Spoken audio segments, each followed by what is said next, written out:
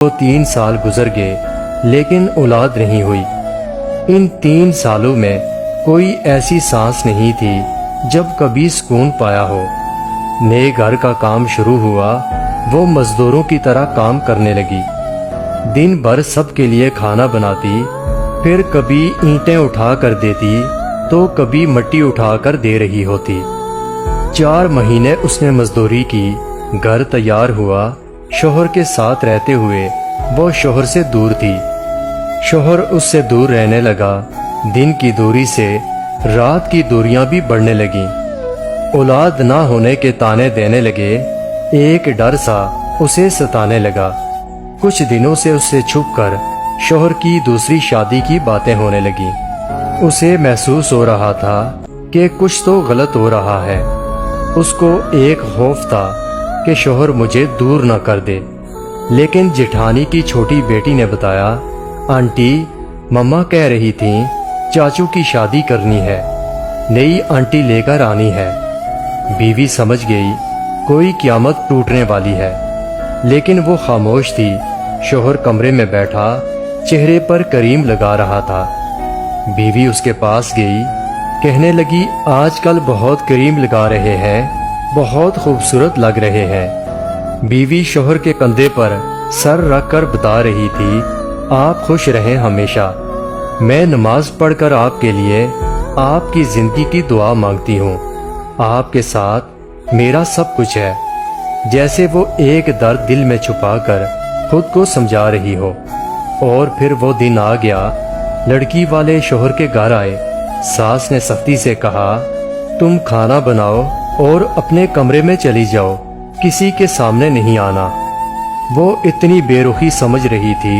اس نے شادی کے بعد ایک کام سیکھ لیا تھا، درد کو چھپانا، خاموشی سے رونا اور کسی سے شکوہ نہ کرنا۔ وہ واپس پلٹ کر دیکھتی تو سوتیلی ماں تھی جو اسے واپس قبول نہ کرتی۔ سامنے شوہر کی شادی تھی، وہ کبھی بھی دھکے دے کر نکال سکتا تھا۔ شوہر کا رشتہ ہوا، کچھ دنوں میں ہی دوسری بیوی کو لے آئے۔ جس کمرے میں شوہر کے ساتھ رہتی تھی، آج اس کمرے میں شوہر کی باہوں میں کوئی اور تھی۔ اسے الگ سے ایک کمرہ دے دیا۔ وہ حسرت بھری نگاہوں سے دیکھتی رہتی تھی۔ شوہر اپنی دوسری بیوی کو گھمانے مری لے گیا۔ وہ بہت خوش تھا، لیکن ایک درد اس کی بیوی کو اندر سے کھائے جا رہا تھا۔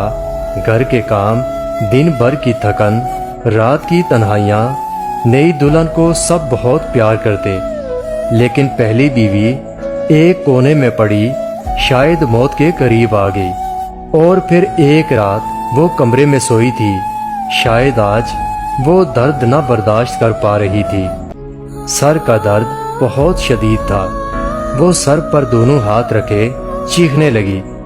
سب اپنے کمروں میں سو چکے تھے۔ درد اتنا شدید تھا کہ برداشت نہ کر پائی۔ وہ شوہر کو آوازیں دیتی رہی، لیکن شوہر دوسری بیوی کی باہوں میں سو رہا تھا۔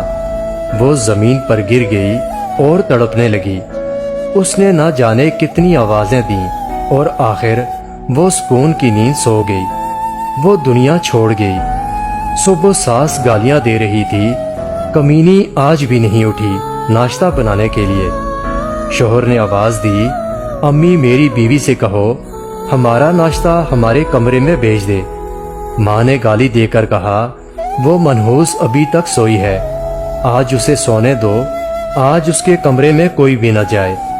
دوپہر کا وقت ہو رہا تھا، سب اپنے کاموں میں مصروف تھے، لیکن ابھی تک بیوی کمرے سے باہر نہیں آئی تھی۔ آخر ساس اس کمرے میں گئی، دیکھا بیوی اوندھے منہ زمین پر پڑی تھی۔ ساس نے شور مچا دیا، سب اکٹھے ہو گئے۔ دیکھا تو وہ اکڑ چکی تھی۔ اس کی لاش کو چارپائی پر رکھا، اس کے آنسو ابھی تک آنکھوں میں تھے۔ اچانک سے کیسے مر گئی؟ ان لوگوں نے اسے دفنا دیا۔ جنازہ ہوا تو کوئی آنکھ نہ روئی تھی۔ ایک دن اس کے کمرے کی دوسری بیوی صفائی کر رہی تھی۔ اس نے دیکھا کچھ رپورٹس اور کچھ دوائیاں تھیں۔ وہ دیکھ کر حیران ہو گئی کہ اس کو برین ٹیومر تھا۔ نہ جانے کب سے وہ یہ درد سہ رہی تھی۔ ایک ڈائری بھی تھی جس پر وہ اپنے درد لکھا کرتی۔ اس کی ڈائری کے کچھ جملے میں آپ کو پڑھ کر سناتا ہوں۔ شوہر مجھ سے روٹھا روٹھا رہتا ہے، میری طرف دیکھتا ہی نہیں۔ آج میں نے سارا دن مزدوری کی، شوہر نے مجھے ٹھنڈا پانی پلایا، میں بہت خوش ہوں۔ شوہر کہتا ہے میں بہت اچھی ہوں، لیکن پتہ نہیں پھر بھی کیوں مجھ سے دور رہتا ہے۔ آج میں اس کے لیے تیار ہوئی، خود کو سنوارا تھا، لیکن پاگل نے ایک بار بھی میری طرف نہیں دیکھا۔ پھر میں ناراض بھی نہیں ہوئی، وہ بہت ڈانٹتا ہے۔ کچھ کہوں تو مجھے جان لیوا بیماری ہے، لیکن میں شوہر کو نہیں بتاؤں گی، وہ پریشان ہو جائیں گے۔ ہمارا گھر بن کر تیار ہو گیا، میں نے اپنا کمرہ بہت سجایا۔ شوہر کی شادی کر رہے ہیں، مجھے گھر سے نکالا تو میں کہاں جاؤں گی؟ میرا تو کوئی ہے بھی نہیں، بس نوکرانی بن کر مرنے تک یہی رہوں گی۔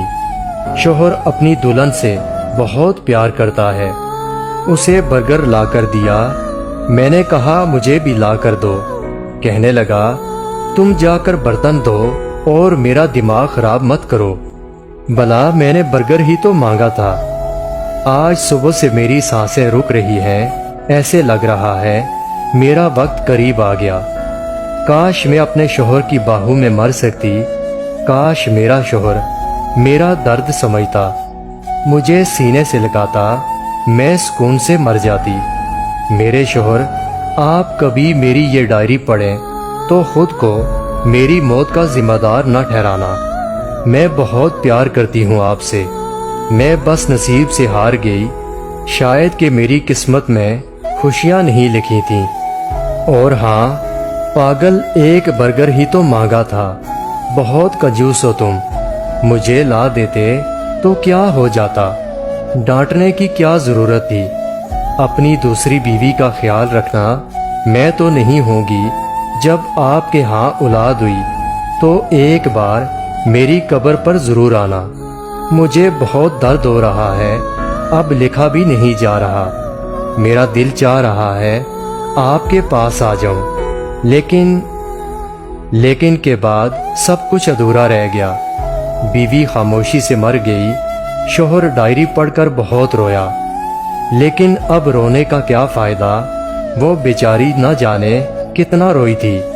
اس کی قبر پر قدموں کی طرف بیٹھ کر معافی مانگنے لگا، لیکن اب معافی مانگتا یا کچھ بھی کرتا، وہ کہاں لوٹ کر آنے والی تھی۔ نہ جانے کتنی بیویاں ایسی ہوں گی جو اپنے ہمسفر کی بے روحی پہ زندگی جی رہی ہیں، جو درد سہتی ہیں، شکوہ نہیں کرتی۔